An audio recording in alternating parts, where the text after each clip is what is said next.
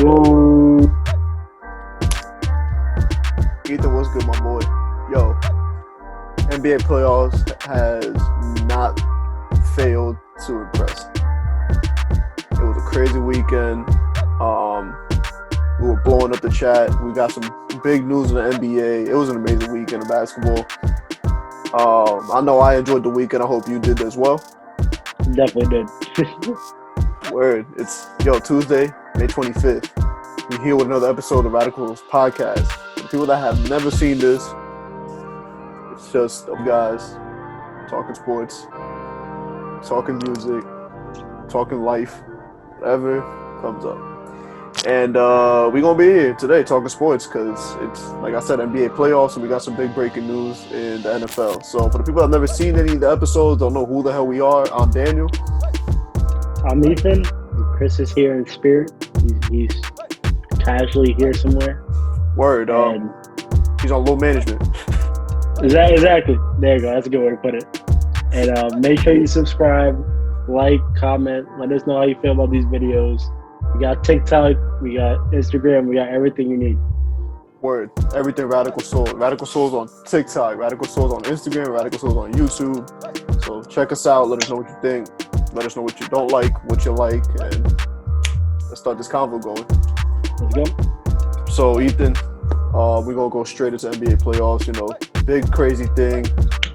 Too much to talk about. We're going to have the bracket. We're going to talk about every series. We're going to talk about the current games that are going on right now as we're speaking.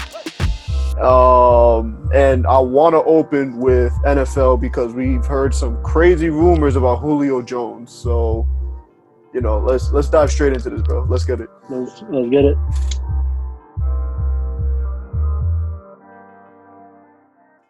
Julio Jones.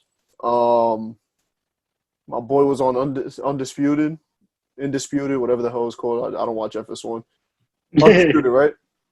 Undisputed, yeah. All right. And Shannon Sharp said, I'm going to call my boy Julio up real quick. Beep, boop, beep. Yo, what's good with you in these trade rumors, my boy? Julio Jones said, I'm out of there. And then somebody said, you're live on the air. He was just like.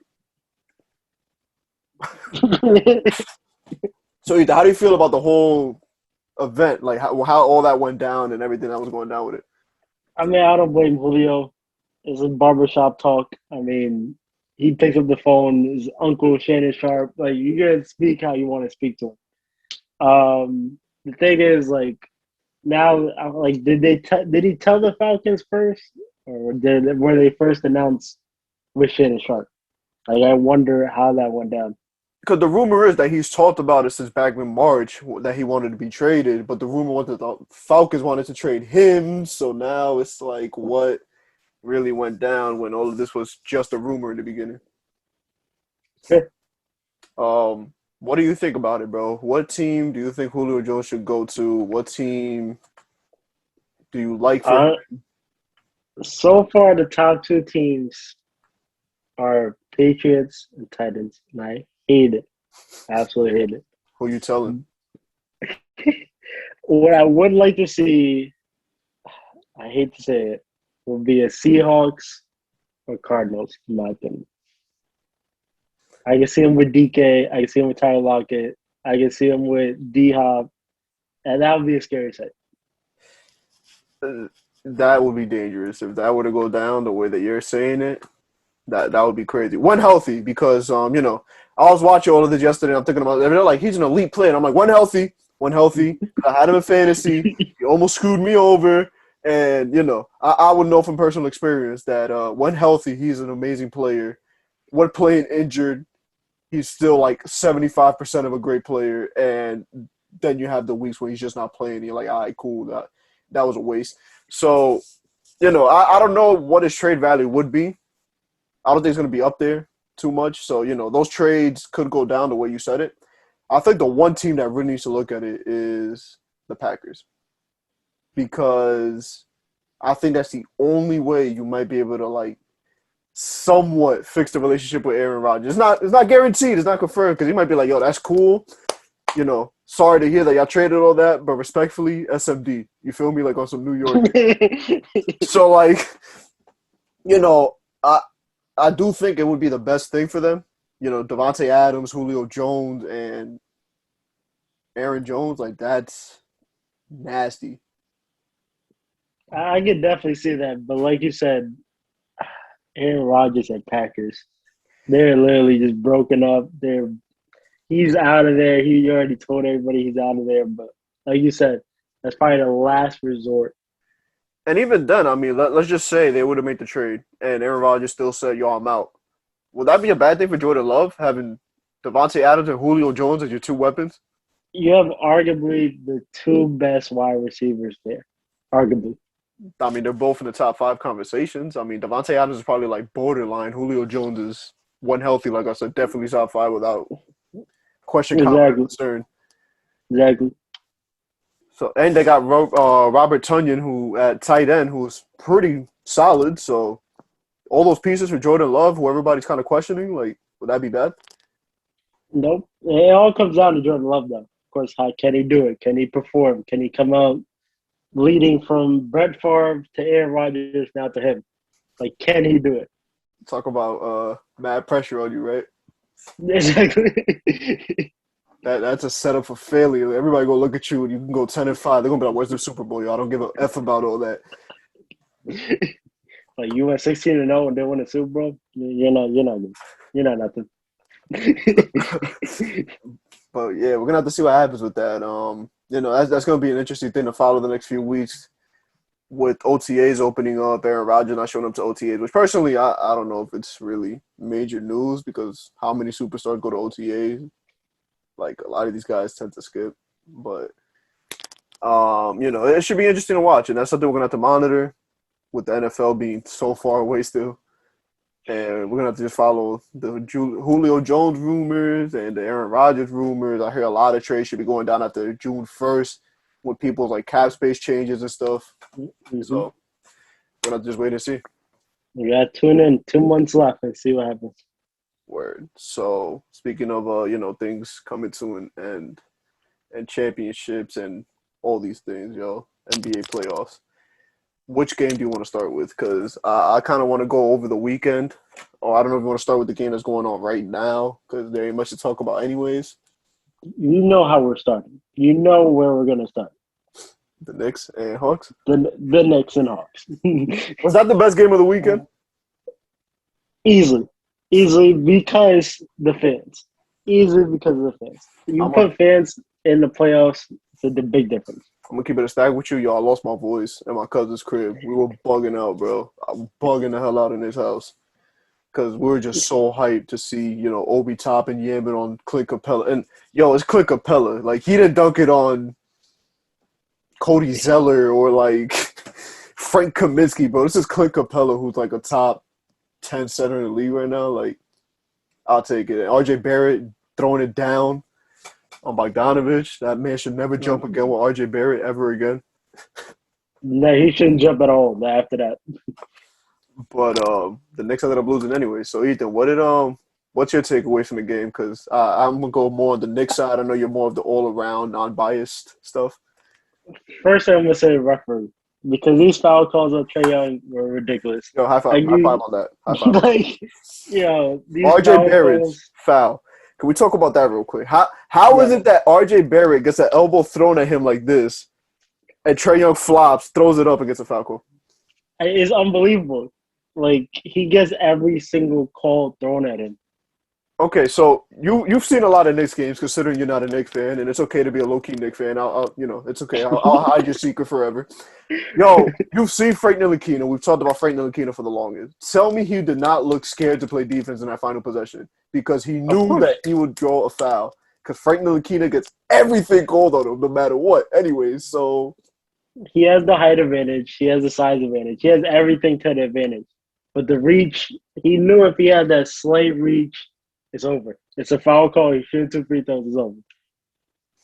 I was expecting to lose the game. Like, I didn't think he was going to make a floater. I'm thinking to myself, Frank is going to foul him on some BS that they're going to call on him, and that's how we're going to lose the game. I literally said it out loud to my cousin, and he said, I wouldn't be surprised. And then we just see Frank get blown by, and we're like, he didn't want to play defense because he don't want to end the game on free throws. Like, I Yep. don't blame him. And like you guys said before the season, the top defense in the league.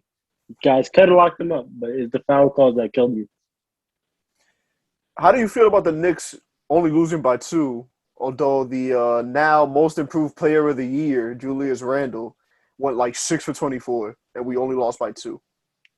Everybody stepped up. RJ stepped up. Obi finally got minutes like you guys been wanting. Frank actually came in. So Thibodeau finally. Oh, Derrick Rose. Shout out Derrick Rose. Alec Burks. Alec Burks had like 26 that game. Yeah, So that rotation was just on fire because of Tibbs. and we only lost by 2. Like, imagine Reggie Bullock, who we've been talking about, has been a flamethrower from 3 for us. He was like 1 for 6 from 3, and Julius Randle was not Julius Randle. So, and he even talked about it today. Cause I was watching before we did this his the TNT special where he was talking about getting most improved, and he was saying, bro, like the adrenaline was like pumping through him, and I knew it was gonna happen. And you remember me saying I'm kind of scared about the adrenaline in the Knicks being too much, which you could see in that dunk with Obi and RJ. That adrenaline was definitely high because I haven't seen Obi yamming on somebody like that since Dayton, and RJ Barrett is not known for athleticism, and I was like, holy crap. You got Spike Lee in his normal corner. You got a bunch of people in the crowd. You got your little vaccine section, your non-vaccine section. Like, it was probably loud as – who knows how loud it was in the stadium. Obi said at some point, I think he said on the RJ dunk because he wasn't in the game, he felt the ground like shaking at one point. So like, imagine how much adrenaline has to be pumping in your system if you're Julius Randle. So I think he's gonna settle down now, and I think the Knicks should get right. Do you still think the Hawks are gonna take the series, or do you have a little more concern for the Hawks since the Knicks only lost by 2, and you could tell there was something off about the Knicks? Looking at the game, I still think the Hawks will take it all the way to Game 7 by some BS. But it all comes down to locking Trae Young because it can be done. But if he doesn't get foul calls, then he's done. But it all depends on that. Maybe if we don't give Elfrid Payton his freaking 8 minutes and just put Elf on a shelf, then maybe, just maybe. Get that trending, guys. Elf on the shelf. It's crazy, bro. Like 0 for 3, 1 assist, 1 personal foul. I think I'd rather see Frank Ntilikina go those 8 minutes and get 5 fouls in a game than see Elfrid Payton go 0 for 3 with an assist and 1 personal foul.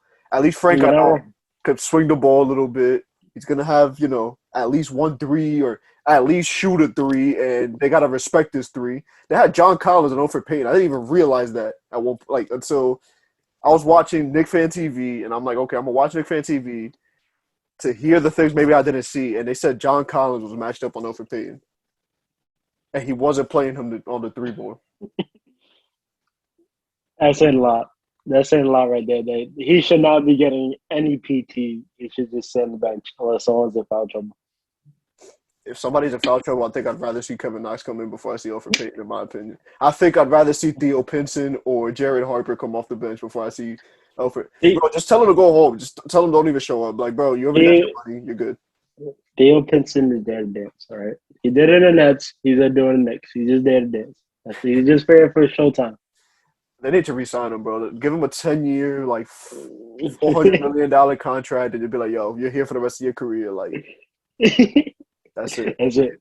All we need you is to be on the bench. We don't care about playing. You could be the worst player in the history of the NBA. As long as you're on this bench, giving us energy, we don't care. He's a cheerleader for the bench.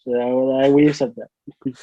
But, like I said, I'm pretty confident, bro. We only lost by 2. The Knicks looked a little off.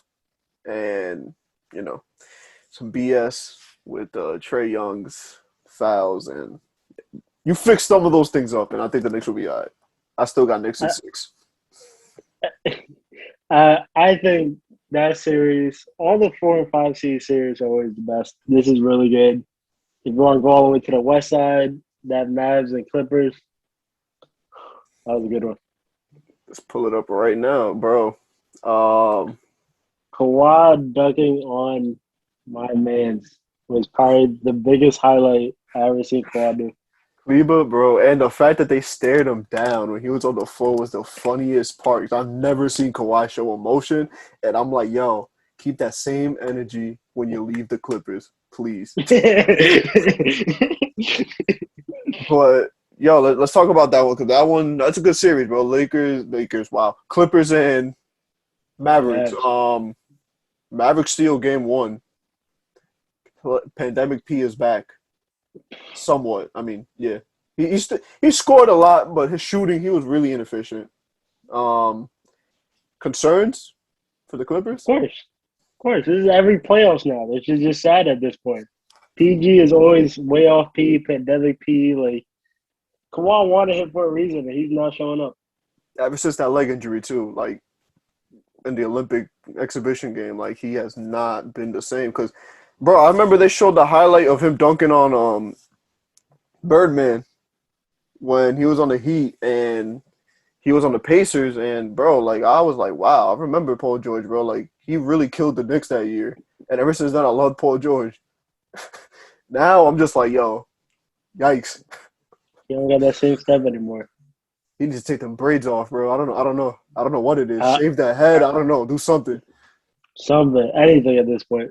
Go back to 24. I don't know. I really don't. Because ever since you went to PG-13, yo, it has not been pretty. Not at all.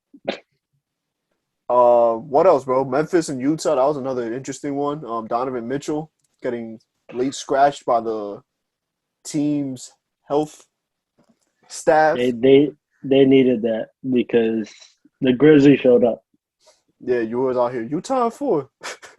Nah, Yeah, I was about to say in your defense, like no one expected. I don't even think the team didn't even know he was gonna get scratched until like they ran onto the court and they were like, oh, okay. Game time decision. Don Mitch is not out. Grizzlies probably like, yo, Don Mitch is not out. Yeah. Dylan Brooks went off for 31 and John Morant went off for 26. That's insane. Yeah, Dylan's been stepping up. Shout out to him because Dylan Brooks has always been pretty decent. It's just like I think without Jaren Jackson, it gets a little harder for him and John Morant because they got to respect Jaren Jackson at a different level. Yep. And even then, I think the Grizzlies next year should be a lot better if Jackson stays healthy. But Donovan Mitchell, everybody said he's playing the next game, so that's when they show up. Portland and Denver. Series is tied 1-1. I told you Portland is a weird team. They somehow just beat teams in the first round, and then Denver said, "Y'all gonna spit on that, and we're gonna beat their asses." Did you see the fan after the game going at it with the Portland players? No. I'm gonna send you the video afterwards. Long story short, homie had his phone out, and he was just like, "Melo, you're a pussy, Melo. You're a effing pussy. How was New York? You suck." Yo, and then like. What else did he say? He said something like Nuggets beat pussies in 6 or something like that. Like he would just call a Dame a pussy. Like everybody on the Portland side coming out the tunnel a pussy. Like as they were walking back in at the end of the game. But you know, Knicks fans are disrespectful for chanting F Trae Young. You know, it is what it is. But you know, we're disrespectful. All right. Oh, it's playoffs. You got to be disrespectful. It's the only way to do it. What other series you want to talk about?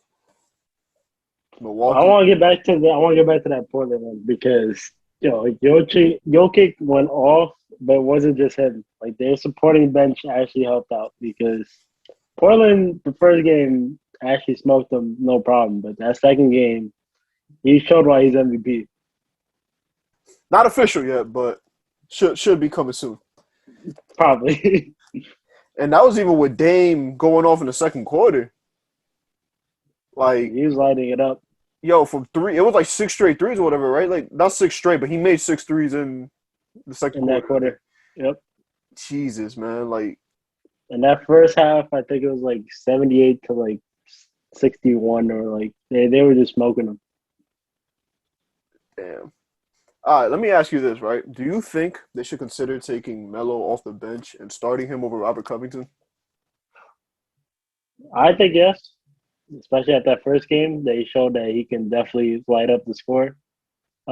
Defensively, I do like Covington more, but I mean, you don't really need. I was about to say, you don't really need all of that defense against Aaron Gordon, like. No, you really don't. I can lock him up if I really had to. Aaron Gordon's not that good as expected. Yeah, I don't know. I think I still, like I said, I still ride with Portland. I do think that Portland is a very weird team that they just somehow manage to just steal games out here. I agree. I Um, 100% agree. can we talk about the Chris Paul curse? Yep. Let's finish off this West Side. Yo, Chris Paul hurt his shoulder after landing on it. He apparently he had a crack. I don't know if it was just a crack, because he landed, a crack because something's effed up.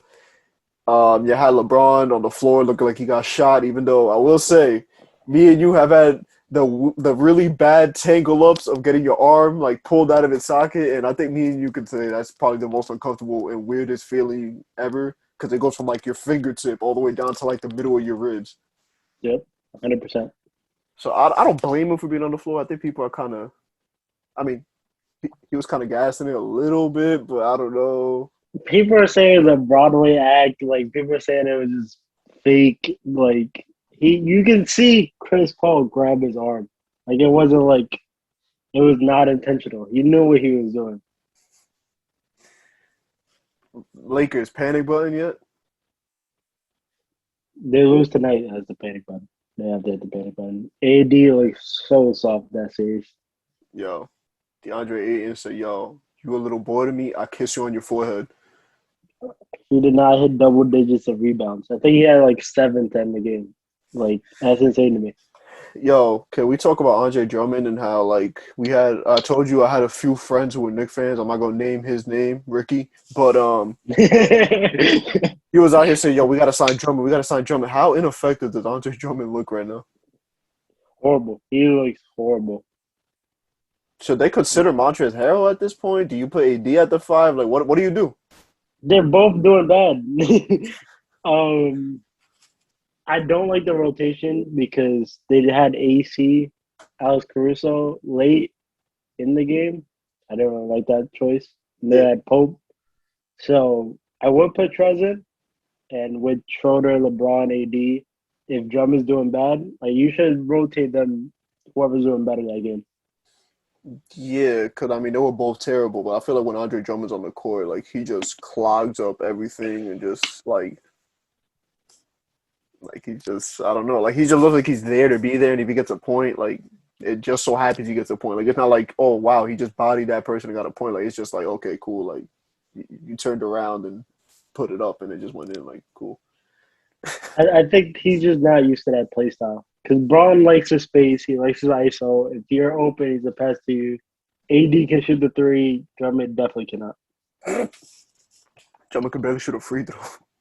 Exactly. So all you can do with him is the paint, which is just rebounding and hope he scores. Thank God the Knicks did not sign him, and I said it too many times before, but we'll leave it there because, like you said, we'll have to see what happens tonight because that could be panic button quick. Easy.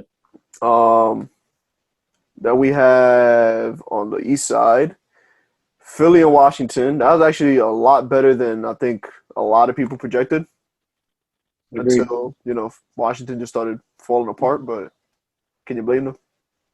Yeah, you can. It's just number one seed Philly. I mean, who would expect them even be in the playoffs? They were, I think, the ninth seed. I mean, Bro, they had I think the stat was they had like a 0.9% chance of making the playoffs at like a certain point of April.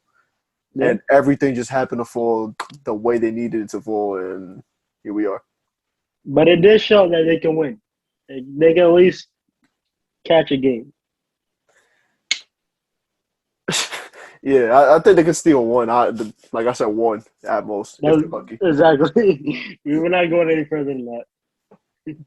Where do you want to go, Milwaukee, Miami, or Brooklyn, Boston? I feel like we got a lot to talk about Bucks in Miami because that was just a blowout that second game. All right, so let's talk first about Brooklyn, Boston because I feel like there's less talking points there because we're just gonna be talking about the big three, so might as well just get out the way now. Right now, it is the second quarter, 2:25 left. Brooklyn's up 67-43. So they're about 24.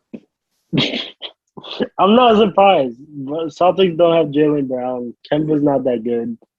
Tatum's just taking over. Kemba is 2 for 5, 0 for 2 from 3, 11 points. Evan Fournier is 3 for 6, 2 for 3, 10 points. Tatum's 2 for 8, 1 for 3 from 3, 7 points. Yeah, we knew it was gonna happen. We were just wondering how it was gonna play out. I mean, Boston was smacking up on Brooklyn that first game for a little bit, and then they just didn't pan out because, Brooklyn could shoot the lights out. The thing with me is they barely. Well, I'm not gonna say they barely used James Harden, but I felt like they were mostly focused on KD, and KD had like 30 something.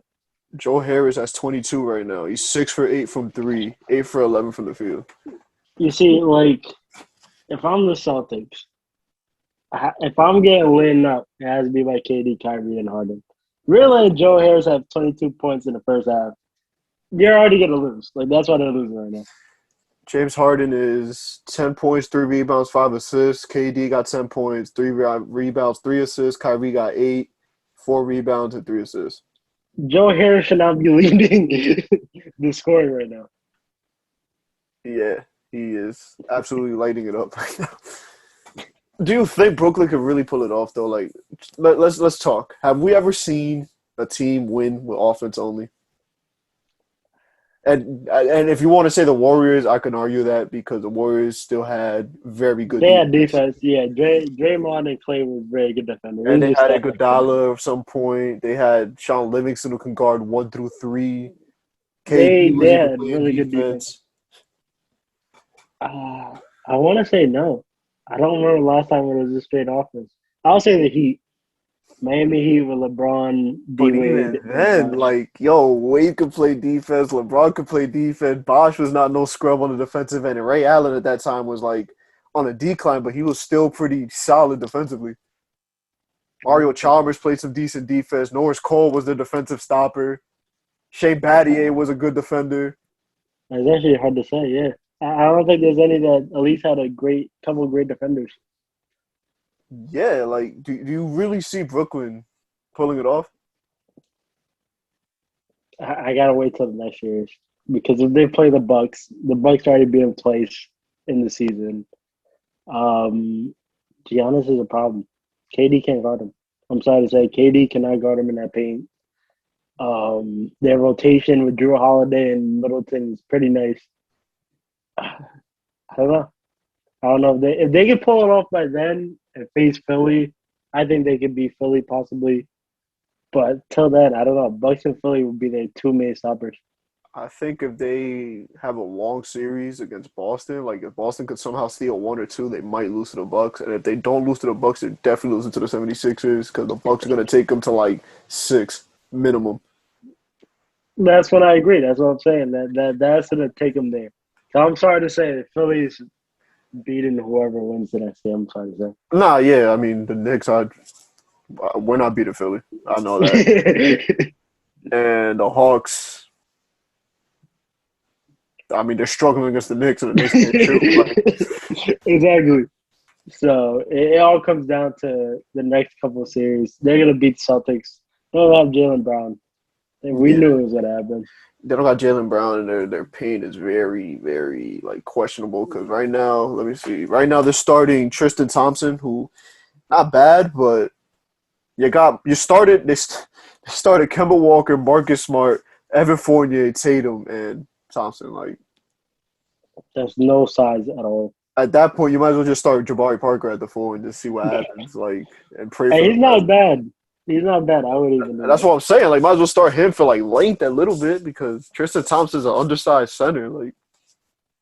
Tatum's honestly a small forward, but I know he gets put at the 4. Yeah, and I mean Blake Griffin's ineffective, so he can guard Tristan Thompson. I think Jabari Parker can. I mean, he can't hang with KD, but you feel me? If you have he can make some type of noise. Yeah, him or Tatum can hold up a little bit better and not let him go off for 40. Exactly. I don't know, man. Boston. Oh, God.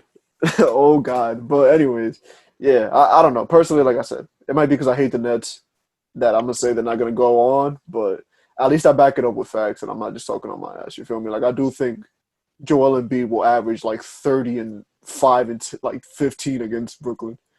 because absolutely nobody's guarding him. Nobody on that team could possibly guard him. But let's wait and see what happens because we've seen some crazy things over the years, and who knows? Maybe the Sixers choke against the Knicks or Hawks. So let's go That'd be to interesting. facts. Let's go to the last series, Milwaukee, Miami. Ethan, I'll let you take the floor. What do you want to talk about here?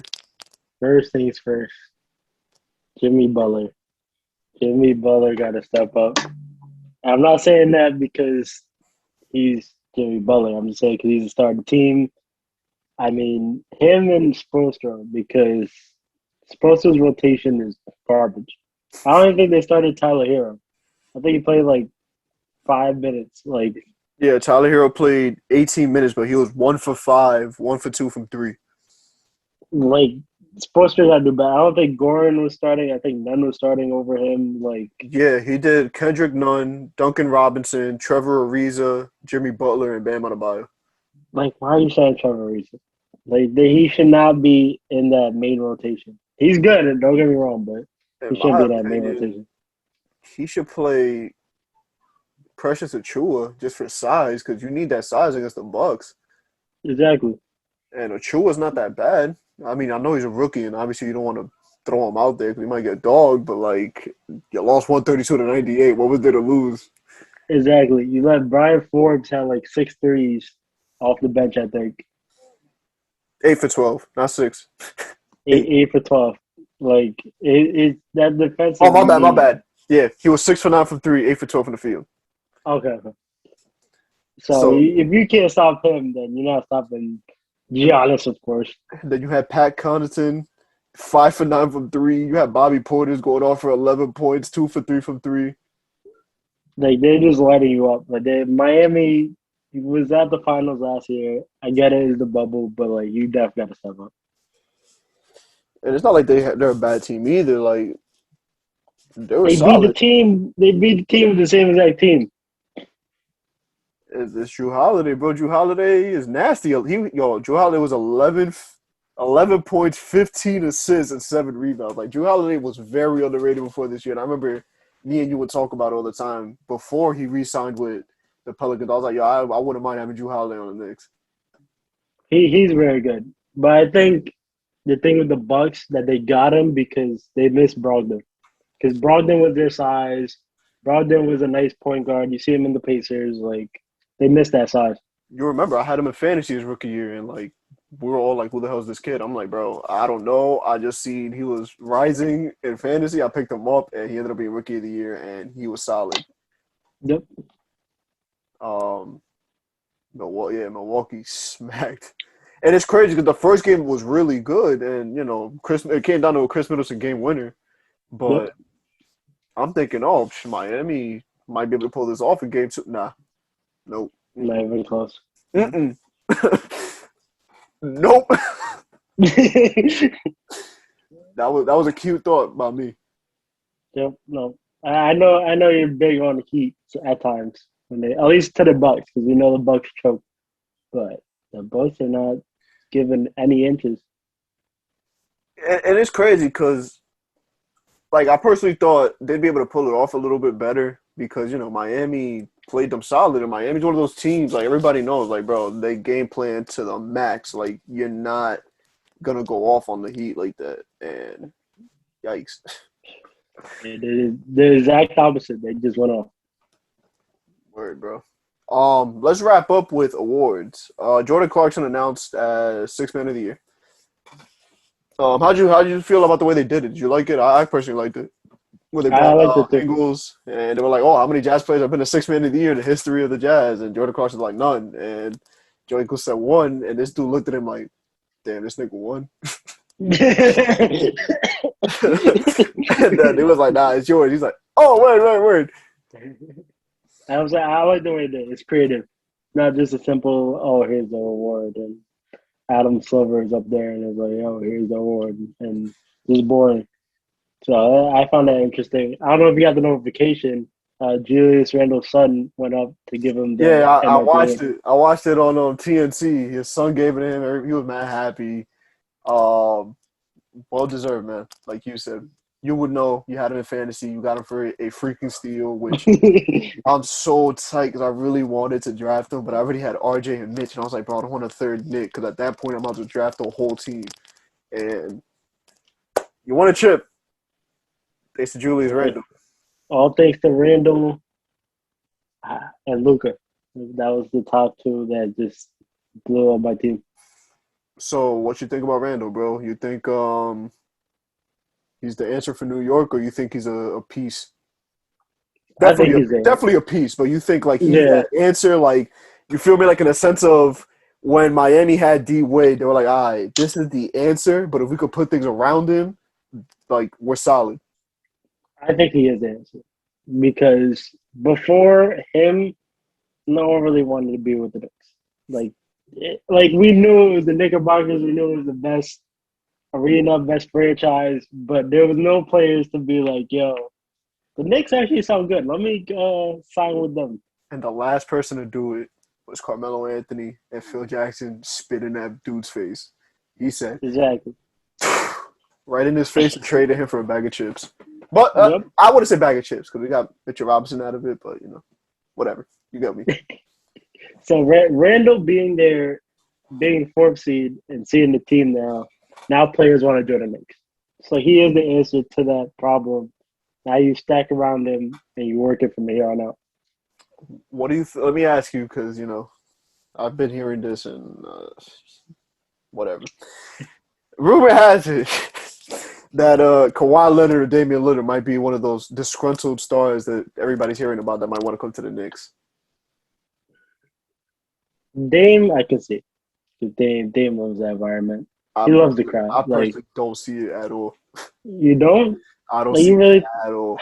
I don't see him staying in Portland. Like, what is there to do in Portland? Bro, there's three players that I would love on the Knicks that need to stop playing games, and they just will never do that. And it's Bradley Beal, Damian Lillard, and there was one more that I said needs to stop playing games and get traded already.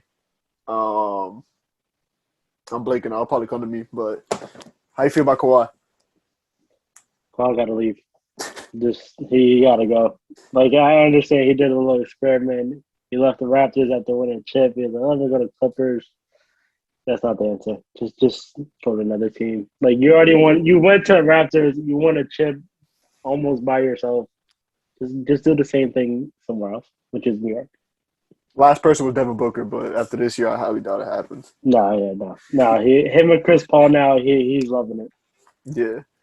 I don't know. Like, I don't see Kawhi coming to New York because Tibbs is going to run him, like, not run him to the ground, but Julius Randle was fine, and RJ Barrett played all 72 games, playing the second most minutes in the league, and RJ seems fine to me too right now, but, like, we know Kawhi, bro. Like, the only way I see Kawhi coming here is if he sits down with his team and they're like,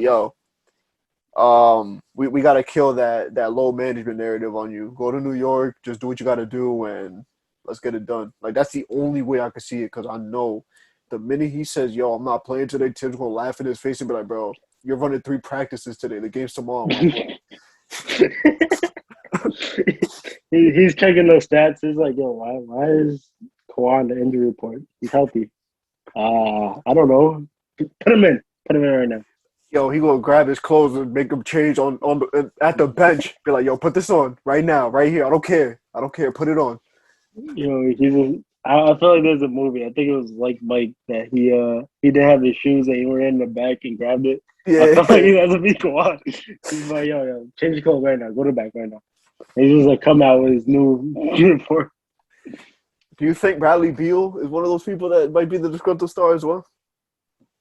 Yes, because he's been the Wizards his entire career and hasn't done anything because of these point guards, John Wall and Russ Westbrook. But I don't see him leaving Washington. I just don't. I don't know where he would go. That's the same thing with Dame here. Like I don't see those two ever leaving. It's hard to say because Dame is Dame. Like he he can really light up that crowd. He goes to the Knicks. If he came to the Knicks, they'll put a statue the minute they trade for him. Like he don't even gotta he don't even gotta get on the court. They will put a statue for him outside over it. Because it's either him or CJ gotta go. Those two together just don't work out. And it's crazy because CJ McCollum looking like an MVP candidate. He gets hurt, and then Damian Lillard looks like an MVP candidate. Like they could never both just look like amazing coexisters. It's weird. Never. It's just something that never works out.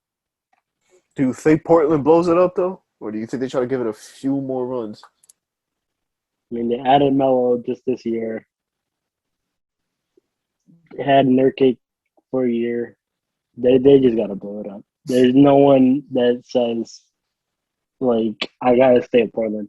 Not even Gary Trent Jr. Like no one there is that impressive to be like, yo, let me stay. I mean, if there's a team that could trade for Damian Lillard, unless he has a no trade clause, it might be the Thunder because y'all got enough picks to be like, yo, here's 8 picks, and no one else is gonna be able to compete with that, and it's not even gonna hurt you guys either. And we're already predicted the number one pick. Like we're the highest percentage, which is 12%. And if that Rockets pick falls out of the top 3, I get that pick too. So It's gonna be crazy. This offseason is definitely gonna be crazy. let's end on this note. Speaking of lottery, let me talk about the most effed up thing I've ever seen before. Tell me why the Knicks are in the playoffs, right? We're at 4th seed. They did a coin toss for all the teams that had the same records. Tell me why the Knicks win both coin tosses and they get the 19th pick and the 21st pick. The highest possible picks that they can get. Because it was either 19 or 20 or 21 all the way down to, I think, 23 or 24 because of all the ties and stuff between the Mavericks pick and everybody that they were tied with. And we win both. And I'm like, oh, so now that it's below, a low round pick, now we happen to just get every coin toss in our favor. But the fucking lottery balls, they don't want to work out and F us over every single time. But, that's either near nor there. It's whatever. Always either second or third. It was so funny every year. It can never fail.